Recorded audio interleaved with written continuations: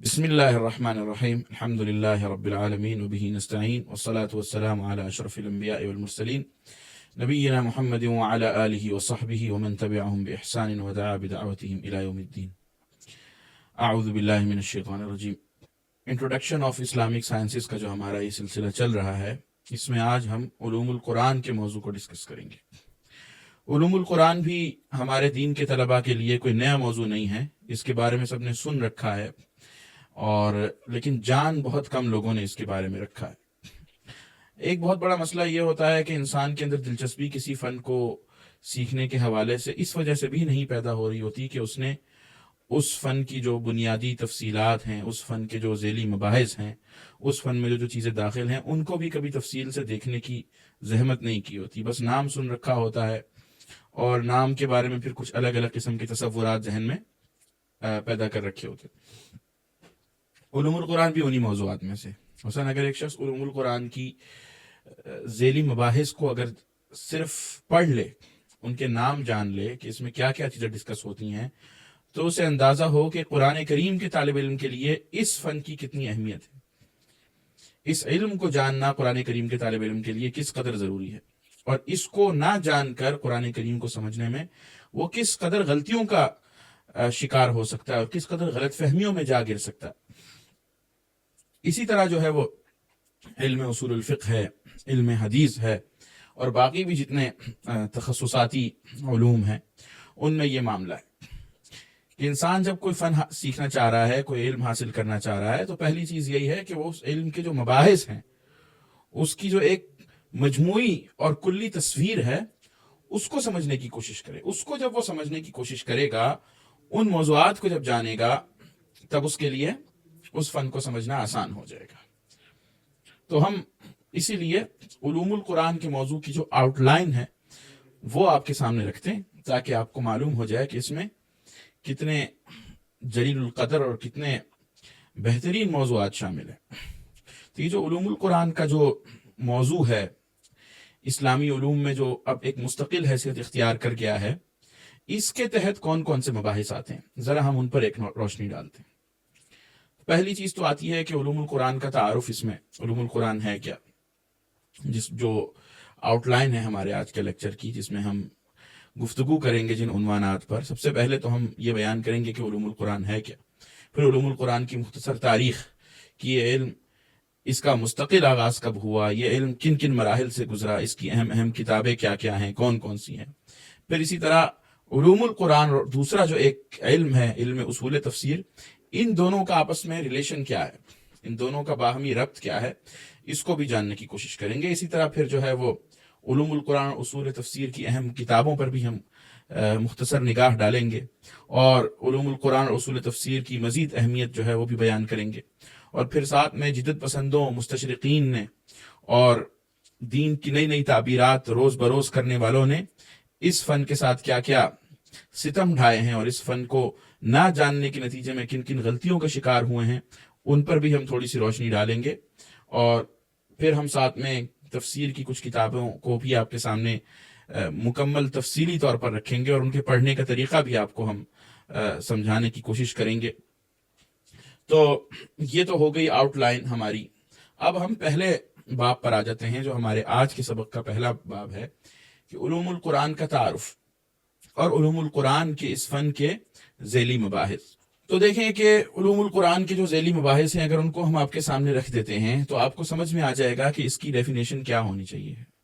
کوئی بھی فن یا کوئی بھی علم، اس کو جب ڈیفائن کیا جا رہا ہوتا ہے، اس کی ڈیفینیشنز بتائی جا رہی ہوتی، تو ایک تو طریقہ یہ ہوتا ہے کہ ایز اٹ از جس طرح وہ ڈیفینیشن ہے اس کو بندہ یاد کر لے، اس میں ذرا سی بھی تبدیلی، تقدیم و تاخیر اس کی ڈیفینیشن کو تبدیل کر کے رکھ دیتی ہے. بعض چیزیں اس طرح ہوتی ہیں، جس طرح حدیث کے علم سے متعلقہ بعض اصطلاحات ہیں، اصول الفقہ سے متعلقہ ہیں، جن کو یاد کیا جاتا ہے. لیکن بعض تعریفات ایسی ہیں کہ جن کے مباحث کو اگر سمجھ لیا جائے، جن کی بنیادوں کو اگر سمجھ لیا جائے، تو اس کو کسی بھی الفاظ میں بیان کر دیں اور کسی بھی انداز میں بیان کر دیں تو اس کی تعریف پوری ہو جاتی ہے. اس کے لیے کوئی خاص الفاظ نہیں چاہیے ہوتے اس کو ڈیفائن کرنے کے لیے. تو علوم القرآن کے تحت جو علوم آتے ہیں، ان میں سب سے پہلا ہے نزول قرآن. نزول قرآن کا علم.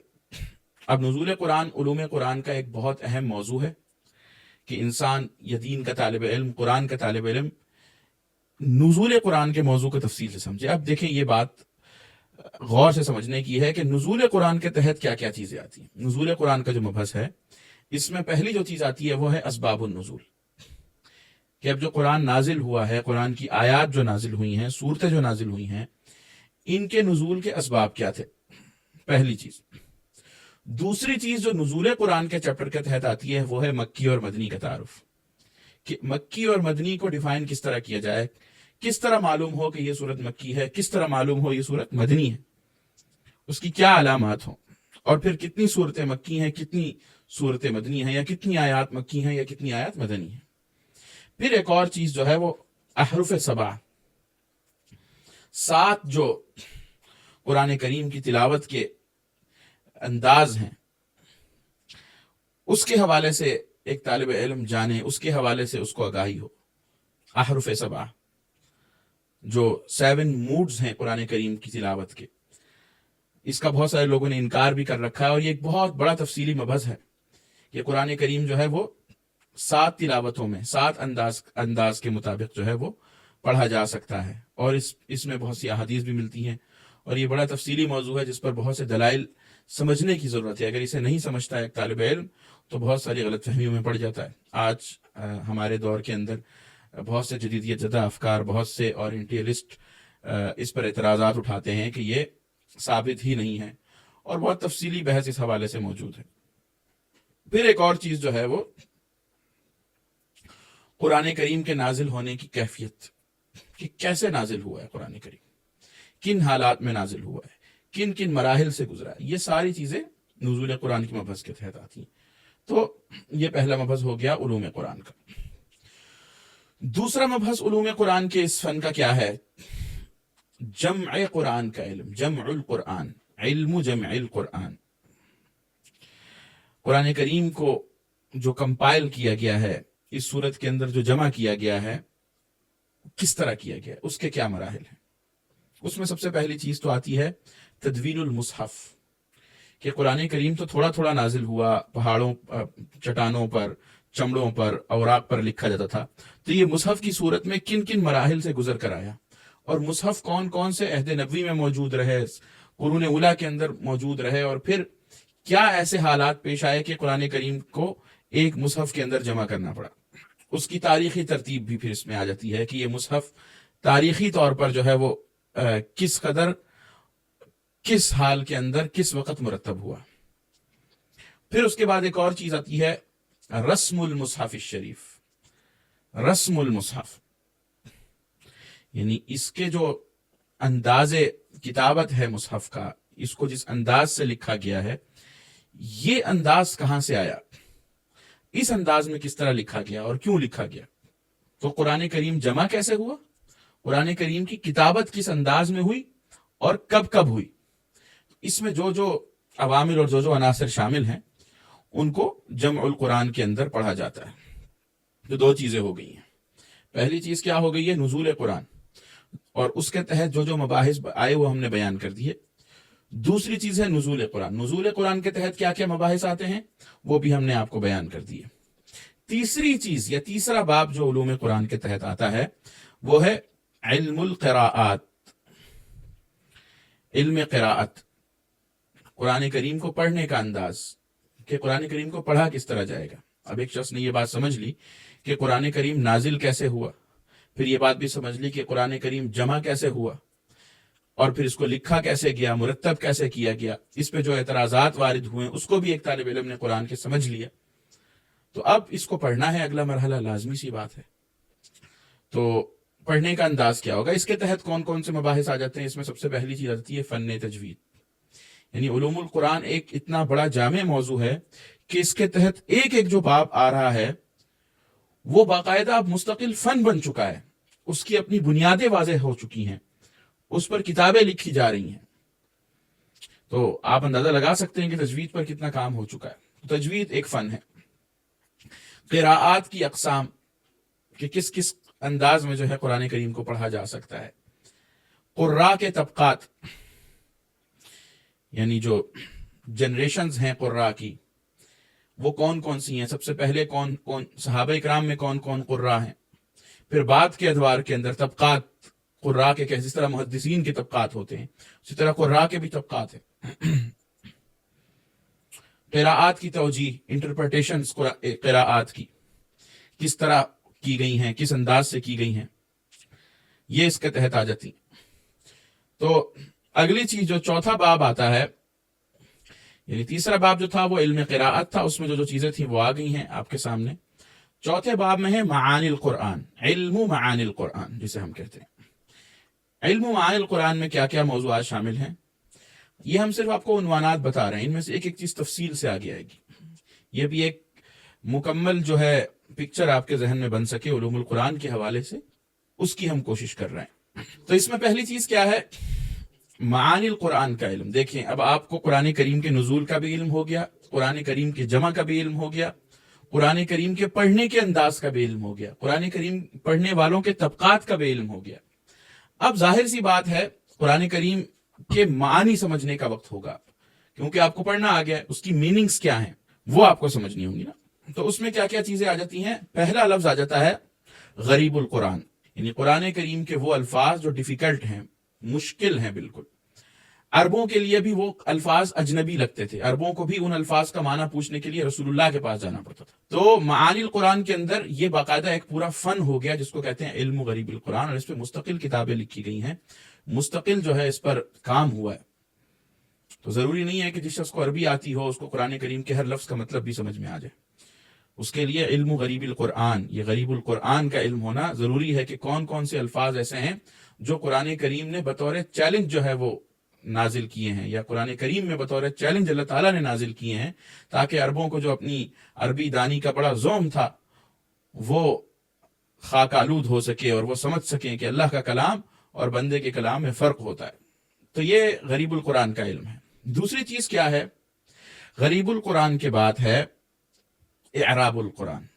इराबुल कुरान का मतलब है कुरान करीम के जो वर्ड हैं उनका ग्रामेटिकल एनालिसिस, कुरान करीम के अल्फाज का लुग़वी तज्जिया करना, कुरान करीम का लफ्ज लुगत के एतबार से क्या है, ये सर्फ के एतबार से क्या है, इल्म नहव के एतबार से क्या है, बलागत के क्या क्या उसूल इसमें कार फरमा हैं, ये सारी चीज़ें तफसील से जो है एराबुल कुरान के अंदर डिस्कस होती हैं। ये लफ्ज़ किस तरह बना है, इस लफ्ज़ से क्या क्या, इसकी तरकीब किस तरह हो रही है, इसके अंदर फ़ेल क्या है, इसमें फ़ाइल क्या है, इसमें इस्म क्या है और वो क्या काम कर रहा है, ये सारी चीज़ें इल्म एराबुल कुरान में। तो जो शख्स कुरान करीम में तखस्सुस करना चाहता हो, कुरान करीम में गौताज़न होना चाहता हो, तो वो एराबुल कुरान को भी पढ़े, इल्म एराबुल कुरान में भी महारत हासिल करे। फिर एक और चीज आ जाती है मुश्किलुल कुरान। मुश्किलुल कुरान, मुतशाबहुल कुरान, कुरान ये भी अलग इस्तिलाहात हैं। देखिए ये तीन चीजें, गरीबुल कुरान अलग है, मुश्किलुल कुरान अलग है, मुतशाबिहुल कुरान अलग है। इनकी तफसीलात हम आगे मुकम्मल तौर पर बयान करेंगे। ये तीन मौजू जो हैं बड़े इसमें तफसील है। अच्छा, फिर एक और चीज भी इसमें बस औकात शामिल हो जाती है मानिल कुरान के इल्म में, उसको कहते हैं एजाजुल कुरान, यानी कुरान करीम का जो मोजज़ा है वो क्या है, कुरान करीम के अल्फाज हैं, कुरान करीम का माना है, कुरान करीम के मौज़ूआत हैं, या किस तरीके से कुरान करीम मोजज़ा है, किस तरीके से कुरान करीम इंसानी अक्लों को आजिज़ कर देता है, किस तरीके से कुरान करीम का जो अल्फाज का जो अंदाज है, कुरान करीम का माने को उठाने का जो अंदाज है, कुरान करीम का हकायक को बयान करने का अंदाज है, कुरान करीम का जो एक साउंड है उसके पढ़ने का, एक एक पहलू पे जो है वो उलमा ने काम किया है कि एक एक पहलू के एतबार से कुरान करीम मौजज़ा है, और हर पहलू से उलमा ने जो है वो साबित किया है। अगरचे उसमें बाज़ औक़ात मुबालगा भी हुआ है, लेकिन हर पहलू से मुफस्सल अंदाज के अंदर बयान किया गया है कि कुरान करीम किस तरीके से मौजज़ा है और कुरान करीम का एजाज़ क्या है। तो ये चीज़ें हो गई मानिल कुरान। तो गुज़िश्ता जो हमने तीन आपको अबवाब बयान किए उसमें गालिबन मानिल कुरान के तहत जो मबाहिस हैं वो किसी कदर जो है पेचीदा हैं, या किसी कदर उसमें कुछ मुश्किल चीज़ें हैं जो आगे चल के हम पढ़ेंगे। अभी सिर्फ आपने याद रखनी है चीज़ें, ये अबवाब उलूमुल कुरान के बुनियादी और उनके तहत कौन कौन से मबाहिस आते हैं, इसके आपने नोट्स भी बना लेने।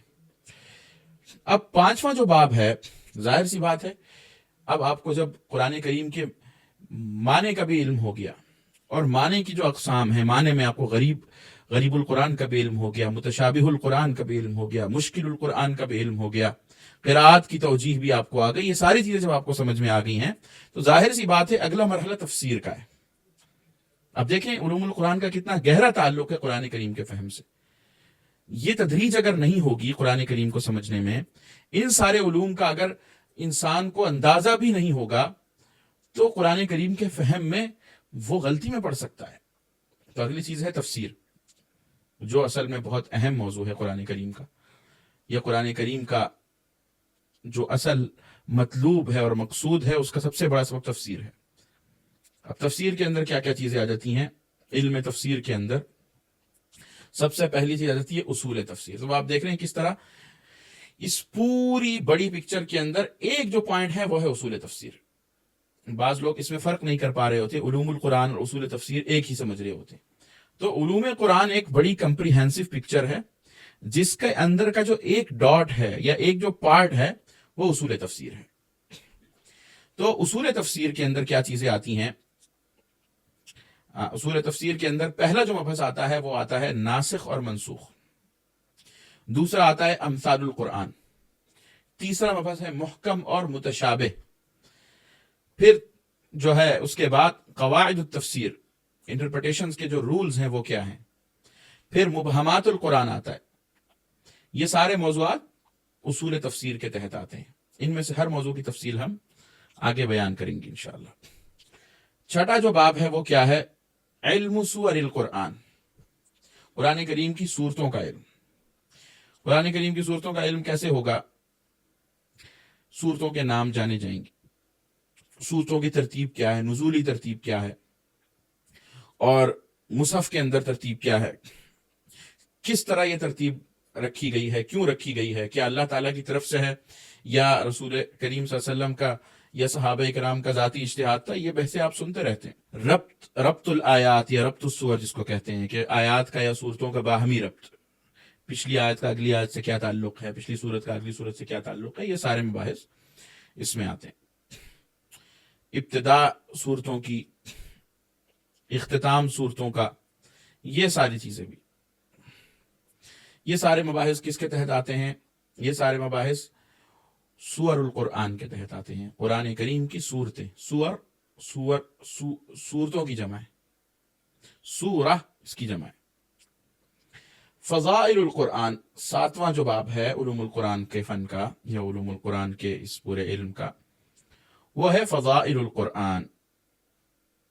اور فضائل القرآن کے تحت تو کوئی بہت زیادہ چیزیں نہیں ہیں۔ قرآن کریم کے فضائل کیا ہیں، اس میں جو احادیث وغیرہ ہیں، ایک قرآن کے عالم کو، قرآن کریم کے طالب علم کو پتہ ہونا چاہیے بہرحال۔ اس کے بعد ہے احکام القرآن۔ احکام القرآن میں کیا چیز آتی ہے؟ احکام القرآن میں جو قرآن کریم کے لیگل رولنگ ہے، قرآن کریم کی قانون ہے، قرآن کریم کے جو احکام ہیں، قرآن کریم میں اس حوالے سے جو آیات ہیں ان کا تفصیلی علم، احکام جو قرآن کریم سے، عملی احکام جو نکل رہے ہیں، جو قانون اور ضابطے قرآن کریم سے معلوم ہو رہے ہیں، ان کا علم تفصیلی۔ اس میں ظاہر سی بات ہے جو چیز انسان کو پتہ ہونی چاہیے وہ ہے استنباط کے طریقے، کہ احکام قرآن کریم کی آیات سے ایک مفسر کس طرح اخذ کرتا ہے، کس طرح استنباط کرتا ہے۔ تو یہ بات سمجھنے کی ہے بنیادی طور پر۔ اگلا جو باب ہے، نواں باب، وہ ہے الوقف والابتداء۔ الوقف والابتداء، دیکھیں کتنا جامع علم ہے یہ علوم القرآن کا، ایک ایک باب اس کا کتنا جامع ہے۔ اب وقف والابتداء، ظاہر سی بات ہے کہ اس کا جاننا کیوں ضروری ہے؟ وقف اور ابتداء یعنی آپ نے رکنا کہاں پر ہے اور پھر اسٹارٹ آپ نے دوبارہ کہاں سے لینا ہے۔ اب دیکھیں بہت سے لوگ تلاوت کر رہے ہوتے ہیں، بہت خوبصورت تلاوت کر رہے ہوتے ہیں، سر لگا رہے ہوتے ہیں، بڑے زبردست ہلا رہے ہوتے ہیں اس کو، ترنم کا ایسا جہاں جو ہے وہ سامنے نظر آیا ہوا ہوتا ہے کہ انسان اس کے اندر بالکل منہمک ہو کے رہ جائے، جھوم رہا ہو انسان کہ سبحان اللہ کیا بات ہے۔ لیکن اب کیا ہے؟ وقف کا نہیں معلوم انہیں کہ وقف کہاں کرنا ہے، پھر وقف جب کر لیا ہے دوبارہ اسٹارٹ کہاں سے لینا ہے۔ بس اوقات ایک انسان ایسی جگہ پہ وقف کر لیتا ہے کہ بات ہی ادھوری رہ جاتی ہے، جیسے کہ اب انسان کہے वकान अल्लाह, वकान अल्लाह पे इंसान वक्फ कर ले اور پھر آگے جو ہے وہ الگ سے جو ہے وہ جو اگلا لفظ ہے اس کو الگ سے پڑھے، اس کو ملا کر نہ پڑھے،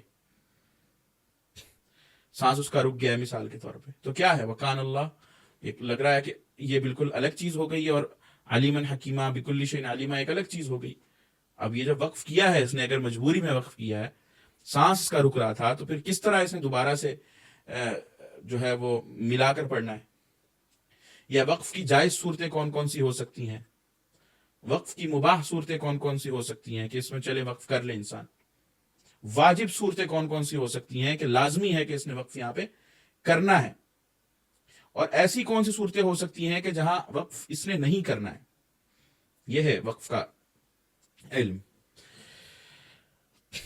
اچھا، جدل القرآن، علم جدل القرآن، قرآنک آرگومنٹیشن، قرآن آرگومنٹ کس طرح کرتا ہے، قرآن کریم باطل کا رد کس طرح کرتا ہے، قرآن کریم باطل سے مجادلہ کس طرح کرتا ہے، یہ قرآن کریم کا ایک موضوع ہے پورا، وجادلہم باللتی ہی احسن۔